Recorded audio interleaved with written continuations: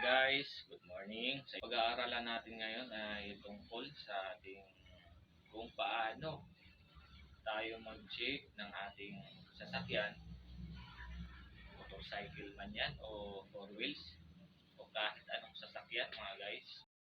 Tayo aalis. Ano po ba ang mga dapat natin gagawin bago tayo aalis? Una mga guys is driver license.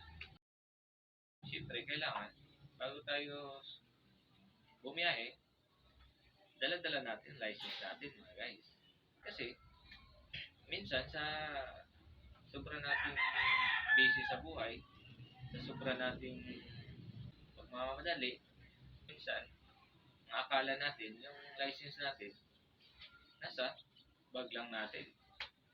Hindi mo pala alam kung may naghalongkat ng bag mo tapos naitabi, naiwanan, hindi na ibalik sa bag mo. Paano yan? Bumiyahe ka na walang lisensya, mga guys. Kaya mahalaga po yun. Unang-una natin gagawin yan. I-check natin kung ang lisensya natin ay dala-dala natin sa ating pagbiyahe. Pangalawa, mga guys, siyempre, yung papel ng motor or ORCR, rehistro ng motor, mga guys. Kailangan, pag nasa bumabiyahe tayo, dala-dala po natin ang ORCR ng ating sasakyan. Pangatlo, mga guys, battery ng ating motorcycle. Paano po ba mag-check ng battery ng motorcycle? Hindi naman pwedeng araw-araw bubuksan mo to ang motor, upuan ng motor mo, tapos buksan mo pa yung kasi yung battery ng motor may takip pa yan. Bubuksan mo pa yan tapos para lang i-check yung battery. Ayon sa aking mga guys, experience, kaalaman, gano'n mo lang para ma-check mo yung kung good pa yung battery mo o hindi na. I-on mo lang tong susi. Pag-on mo, pag pindot mo ng start, kung medyo palyado na, sabihin, hindi na good ang yung battery. Kaya, o baka mamaya naglolo ka lang to ang push start. Subukan nyo yung mga signal light nyo. Kailangan naka-on. Tignan nyo yung mga signal light nyo. Tapos, sabay-sabay pa yan, busina. Pagpalyado ng busina, tsaka yung mahina na din. Yung signal light nyo, medyo mabilis na ang ibig sabihin nyo mga guys, mahina na yung battery nyo. Ito po yung pangatlo natin mga guys, battery. Apat ay ilaw ng ating sasakyan. Kasama na dyan ilaw, ilaw sa harapan, ilaw sa likod, brake light, signal light, busina. Ito po yung pang-apat natin. Check. Kasi baka mamaya nakasanayan kasi natin mga guys na karamihan sa atin, lalo na sa mga nagmamadali, parang wala ng oras. Wala ng oras i-check ang kanilang mga ginagamit ng mga sasakyan, motorcycle, sasakyan man dyan. Yung pagsampa na lang. Work mga guys, galitin po natin bago tayo umalis, bago tayo nasampa sa ating sasakyan, bago natin galitin. Galitin natin mga guys. Totally mga guys, hindi lang isang beses. Ako kasi, 2 beses ako nag-check. Bago umalis, check ako. Yung unang gamit ko na motorcycle.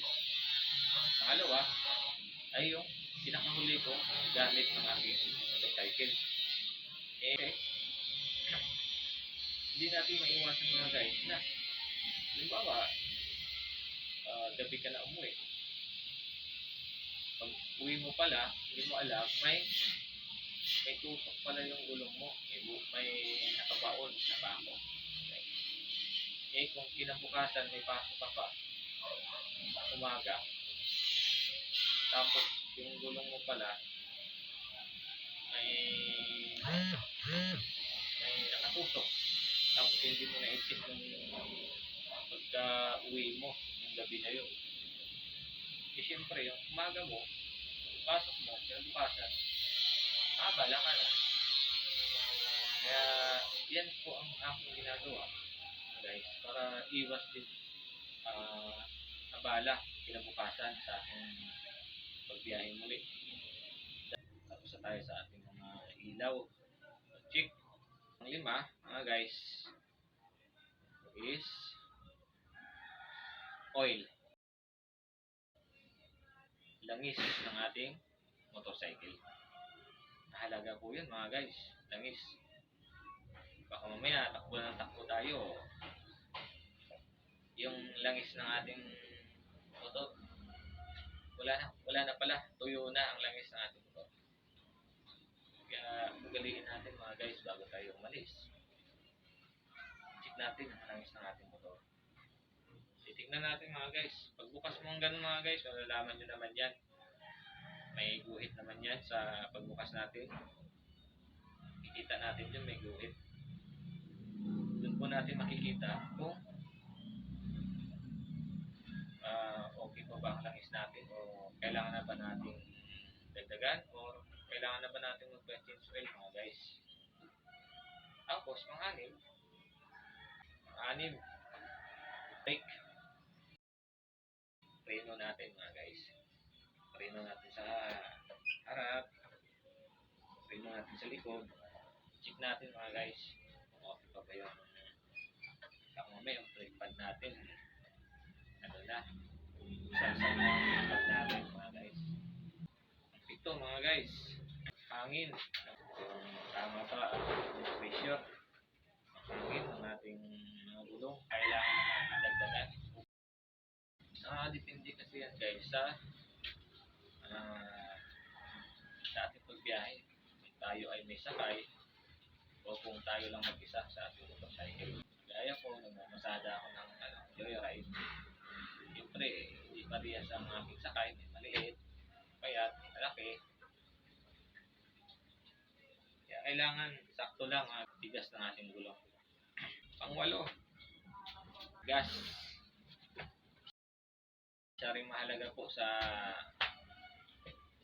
motor natin, sa ating sasakyan mga guys, gas. Hindi naman pwedeng babiyahe tayo, tumakbo tayo, na wala tayo gas. O di kaya, baka mamaya ang gas natin, konti na lang.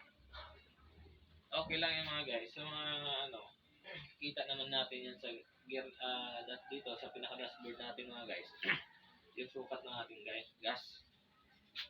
Pero kung wala, alam mo, hindi na gumagana itong natin, sa dashboard natin, pwede nating buksan yung tangki ng ating dito sa gas. Silipin natin, ilawan natin kung meron pa ba. Iba nga, inaalog na lang yung iba para mag-check lang yung gas kung may laman pa o wala. Pang-9, kondisyon ng ating makina. Paano po ba natin mag-check ang ating makina mga guys? Siyempre, sa motorcycle, simple lang. Silipin mo lang dyan. O mamaya, may natanggal yung hose, may natanggal na wire. So, tapos, siyempre, kung okay naman, pa-andar mo ng ganun, maririnig mo naman mga guys, yung tunog ng yung makina. Kung meron kasing maingay na mga guys, ibig sabihin parang may medyo hindi na maganda ang kondisyon ng yung makina ng yung sasakyan. Gulong natin, mga gulong, okay pa ba? Pwede pa ba nating ibiyahe? Meron kasi mga iba dyan mga guys, sa sobrang hindi natin maiiwasan yan. post. Minsan kinakapos tayo, siyempre, kailangan pa rin natin para makatipid, kailangan natin gamitin pa din ang ating sariling sasakyan. Iwas tayo sa pamasahe, sa commute, tinatakbo pa rin ang motor. Pero, hindi nila titignan yung kondisyon ng kanilang mga gulong. Guys, kailangan, siyempre ang gulong mo, kailangan yung pinakagitna niya, ng gulong, sa gitna, kailangan, nakikita mo pa yung mga, spike niya, mga guhit, parang mga guhit. Saka siyempre, pag check mo ng gulong, ikutin nyo, center stand nyo ng motor, center stand nyo, tapos, pag ikutin nyo yung gulong, check mo, mamaya, meron palang nakatusok dyan, bako, guys. Yan lang mga guys, check nyo yung gulong nyo kung okay pa ba, kung goods pa ba ibabiyahe. Para iwas accident po tayo sa kalsada. Pagkatapos ng gulong, panghuli natin ay siyempre yung sarili natin mga guys. Check din natin siyempre sarili natin. Kung ready ka na ba o handa ka na ba bumiyahe. Kaya mo na bang bumiyahe sa pagsampa mo ng motor, okay ka na ba? O, ready ka ba? Sarili mo ready na ba bumiyahe? Mahalaga po yun mga guys. Baka mamaya sumampa ka lang sa sasakyan mo hindi pala kondisyon ang sarili mo. Mamaya meron ka problema, meron ka marami kang iniisip. Paalala ng mga guys, huwag na huwag niyo pong gagawin yan mga guys. Mas maganda pa po mga guys, mag-commute na lang kayo sa gamitin niyo pa ang sarili niyo sa sasakyan kung meron kayong mga problema o iniisip. Para mamaya nag-drive ka, lutang ka, hindi iba pa ang hinatnan mo sa kalsada guys.